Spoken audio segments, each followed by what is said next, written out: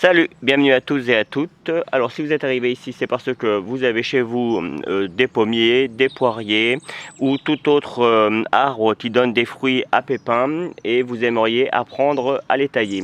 Vous allez voir, c'est pas si compliqué que ça. Il y a quelques petites choses à savoir et à connaître, mais une fois que l'on a compris le principe, c'est très simple. Je suis pas chez moi pour une fois.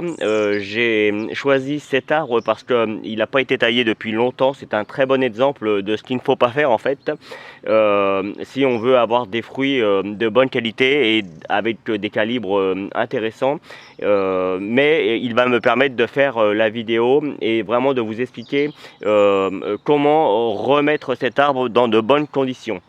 Alors là c'est un pommier, mais évidemment ça marchera aussi avec un poirier. Qu'il soit plus haut, qu'il soit plus petit. Là sur le coup il n'est pas très haut donc ça va être facile pour la taille, mais le principe reste le même, même si vos arbres sont un petit peu plus hauts, c'est juste les outils qui vont changer. Et justement en parlant d'outils, on a besoin d'un sécateur assez classique. On peut avoir besoin d'un sécateur, alors je crois pas que ça s'appelle un sécateur, mais moi j'appelle ça un sécateur maxi, vraiment quelque chose de gros pour les très grosses branches. Et éventuellement si vous avez vraiment des pommiers qui ont plusieurs dizaines d'années, qui ont des grosses branches, vous pourriez avoir besoin d'une petite scie, une scie manuelle que l'on trouve assez facilement dans le commerce pour pouvoir tailler ces arbres. Voilà.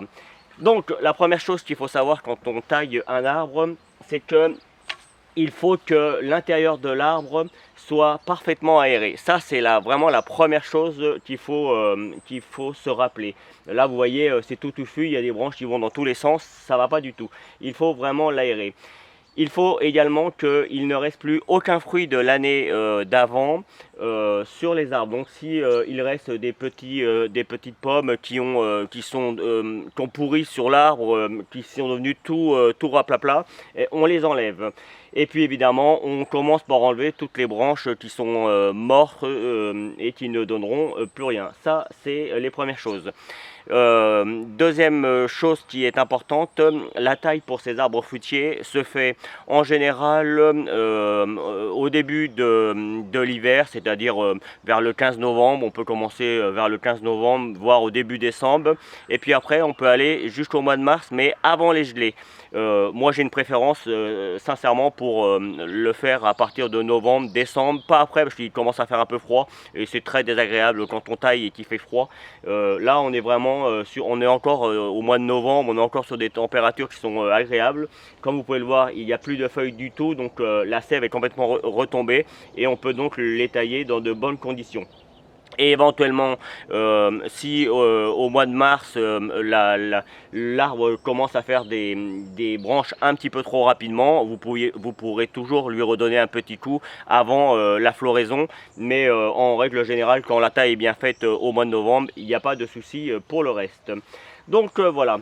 La première chose que moi je vais faire, je vais déjà commencer par nettoyer tout le devant, de façon à pouvoir atterrir à l'intérieur. Donc vous voyez par exemple cette branche là, elle est à l'intérieur et en plus elle se croise, elle s'entrecroise, donc ça c'est pas bon. En revanche là j'ai une branche avec, vous voyez j'ai comment dire, des petites excroissances, on va appeler ça comme ça. En fait c'est ce qui va apporter le fruit, on le voit mieux ici. Alors j'espère qu'on le voit bien, je vous montrerai un petit peu plus proche. Donc ces branches là sur le coup on les garde, c'est ça qui va apporter les fruits par la suite. Donc là celle-là elle est pas très belle, donc je vais l'enlever. Hop, je vais privilégier celle-là.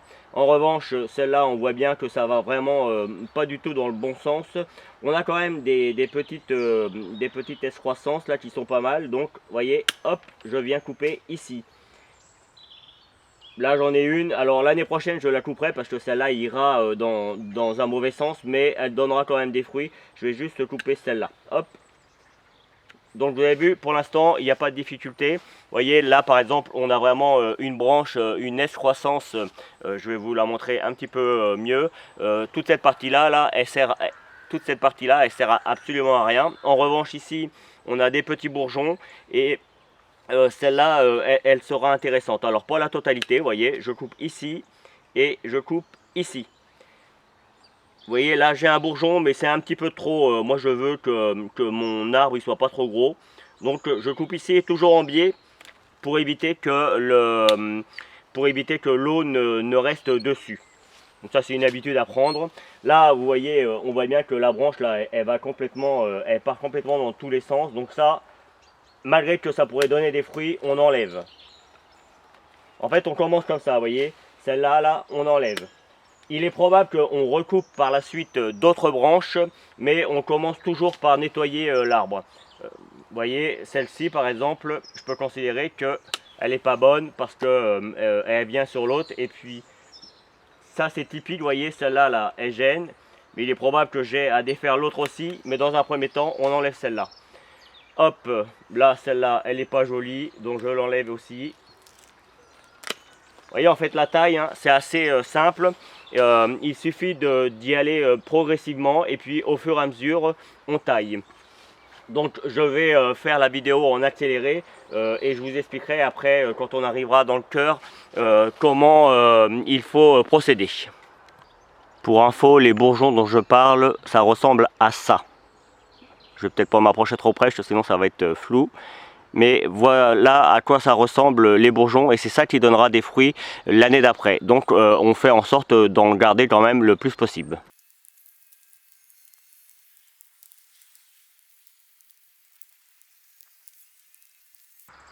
Bien, comme vous avez pu le voir, j'ai déjà commencé à en tailler pas mal sur le côté. D'ailleurs, vous voyez, ça fait partie des choses qu'on peut enlever. Là, c'est pourri. Je voulais juste vous expliquer pour l'intérieur, pour éviter que la vidéo soit trop longue. En fait, il faut que l'air passe absolument et que la lumière passe absolument à l'intérieur. C'est-à-dire que, vous voyez, là on a un bel exemple. Là, toutes ces branches là qui viennent dans un sens, puis les autres dans l'autre. Tout ça, il faut les enlever. Vous voyez, celle-ci là, elle passe sur toute la longueur de l'arbre. Ça va pas. Donc on essaie quand même de garder ces parties là qui vont fructifier par la suite, mais par contre on enlève tout ce qui dépasse. Vous voyez, ça là, ça va pas. Là on voit bien que celle-là là, elle va dans tous les sens. On enlève. Je vous l'ai dit, hein, c'est pas compliqué de tailler un arbre. Vous voyez, là hop, on garde le bourgeon et puis évidemment on fait ça comme ça sur toute la partie de l'arbre. Le tout est d'aérer parfaitement l'arbre. Alors après, si vraiment vous avez un arbre qui est un petit peu trop haut, je ne sais pas si on voit ici, mais vous voyez là, si vous voulez le laisser pousser, eh bien vous choisissez la hauteur et vous coupez au-dessus d'un bourgeon. Hop, comme ça. Moi je vais l'enlever là probablement, vous voyez, cette partie-là, là, ça c'est pourri, je l'enlève. Alors c'est toujours mieux d'avoir accès à l'arbre. En revanche, vous voyez, là, ça, c'est pourri. Enfin, c'est pas bon, je l'enlève. Et là, j'en ai une qui est vraiment trop haute. Hop, je coupe. Vous avez vu, rien de compliqué. Alors j'espère qu'on voit bien avec la vidéo. C'est pas forcément évident toujours de faire la vidéo tout en faisant les images et en expliquant. Mais encore une fois, là, je vais continuer et je vais mettre en vitesse rapide. Comme ça, vous verrez exactement ce que je fais.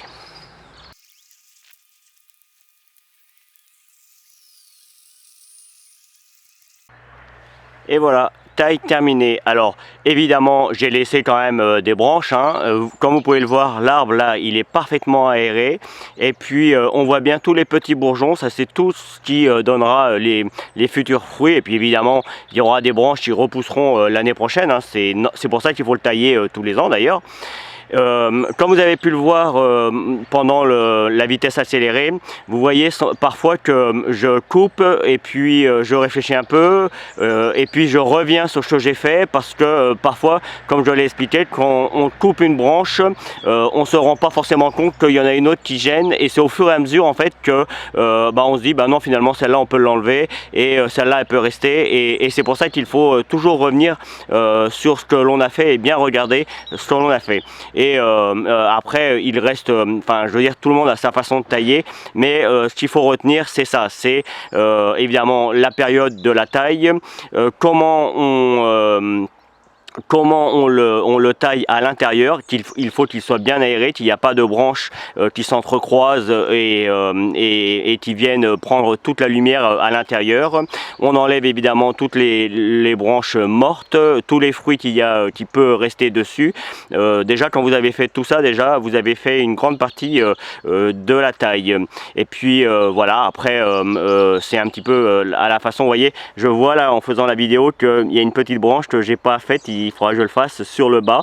Vous voyez, hein, c'est en fait faut toujours avoir l'œil, et quand on est dessus on le voit pas forcément. C'est pour ça qu'on on tourne bien autour quand on a terminé, et puis on fait la petite finition.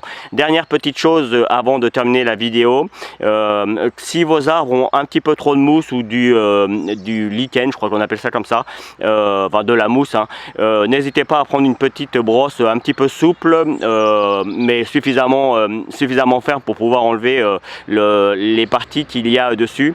Et moi sur mon arbre il y a deux, il y a de la mousse et du lichen, et je suis désolé pour le tracteur, on est à la campagne, et du coup ça peut empêcher la photosynthèse. Donc tous les ans on donne un petit coup de brosse pour enlever tout ça et pour avoir quelque chose de parfaitement propre.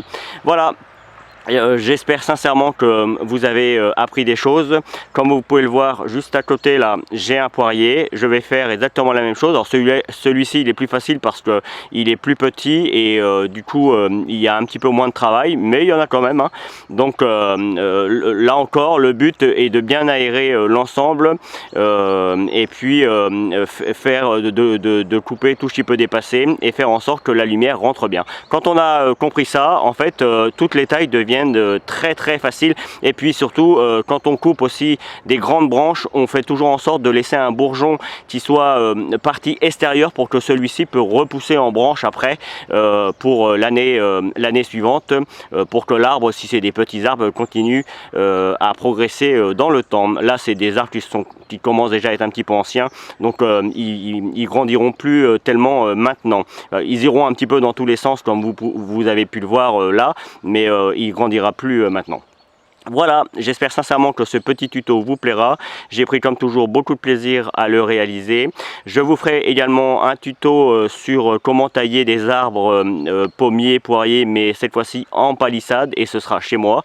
Et je vous expliquerai un petit peu la façon dont faire, comment il faut les mettre en palissade. Donc voilà, je vous dis à très vite pour de nouveaux tutos. Salut et merci pour votre fidélité. À bientôt.